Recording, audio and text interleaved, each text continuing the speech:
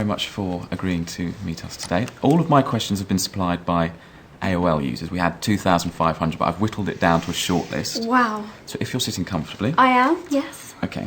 William Perrins from Bridgewater asks, if you could borrow Harry's invisibility cloak for 1 hour, where would you go and why? Gosh, that's so hard. I could borrow his invisibility cloak for an hour.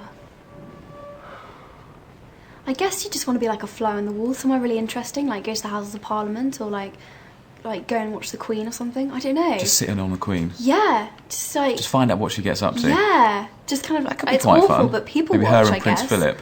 Yeah, see what's really... Yeah, definitely, see Good what that's answer. like. I'd probably do something like that. Interesting, Yeah. interesting. Just because I'm nosy. I'm really nosy. Ashley Streeter from Tunbridge asks, what are you asking Santa Claus for this Christmas? I've asked for some perfume. I've asked for... Interesting. Yeah. So it brings me on to something else. Oh, good. I've asked for some new pyjamas. Gosh,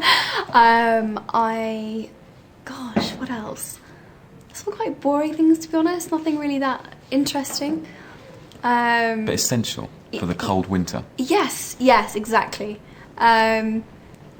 Jewellery, I think it's the other one. You know, some nice can't jewellery. really go wrong. Speaking of the perfume, Yes. Mummy Begum from London asks, if you had the chance to launch your own perfume, what would you call it and what ingredients might you use? Okay, I never would, but if I was going to Fact. do that horrendous thing, then I would, I really love the smell of jasmine. I really like roses. I quite like sort of quite sweet, quite fruity, quite kind of like... I don't like perfumes to be too heavy. Like, a summer perfume. Yeah, quite light and summery. Yeah, that's what I was thinking. And what would I call it? Like nothing to do with me. I'd call Eau it de Emma. Yeah. Oh God, that's awful. But yes, quite. But that might be what it was called. Yes. Yeah, I quite like that. Moving on swiftly from that. Anyway, from the perfume question. But interesting, good question.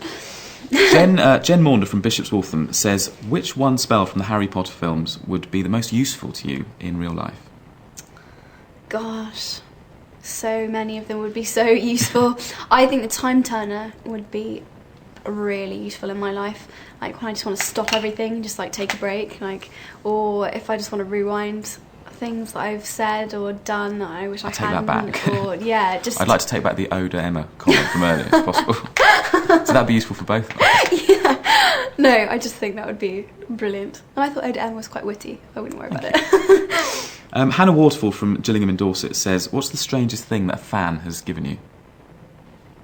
Bibles. I guess then a lot of Bibles. Really? Yeah, it's Like very peculiar. Multiple Bibles? Sort of. I think people think, you know, we are child stars after all, that we kind of need guidance. And so... Do you? Well, I think I'm doing okay. You know, I'm sure my parents would say different, or just other people would say different. But, you know... But, so I have a stack of about 3 or 4, 5 now, I think, almost. Yeah. 5 Bibles? Yeah. She doesn't need any more Bibles. Yeah. Thank you so much, guys, but I'm good on the spiritual guidance. Okay, Jade Sahata from Kintore in Aberdeenshire asks, did you cry while reading The Deathly Hallow? And if yes, at which bits? Oh my goodness, I cried at so many different points. It was absolutely pathetic. I really did. The one that really got me, and I don't know why, was Dobby when he got stabbed and when he died.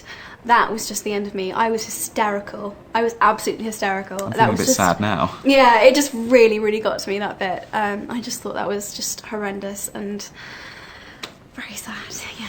Very sad. Let's take a moment on that. Yeah. But finally, Angela Sutherland from Harrow asks, you're cooking a meal for Daniel and Rupert. What would you make them and what would you drink? I'd probably make them baked beans on toast, because that's about the only thing I can They will be pleased. reliably cook. And I'm not saying I don't try to cook, because I think it's a really nice thing to be able to cook. But I get a bit distracted when I'm cooking, and it normally turns out really badly. So probably baked beans on toast. And what would they drink? Sounds like a fun time round at Emma's for Yes, a fun it dinner is. party. Anyone who comes for dinner, it's gonna be an extravaganza. What would they drink? I don't know. You know, they're over 18 now. Like pull out a nice bottle of wine. A good vintage. And yeah, like some nice wine. Wine and baked beans. Yeah, Interesting nice wine, combination. baked beans on toast. Perfect. It's a winner. What do you need? Thank you so much for talking to us today. Thank you very much. Enjoy the rest of the day. Thank you, you too.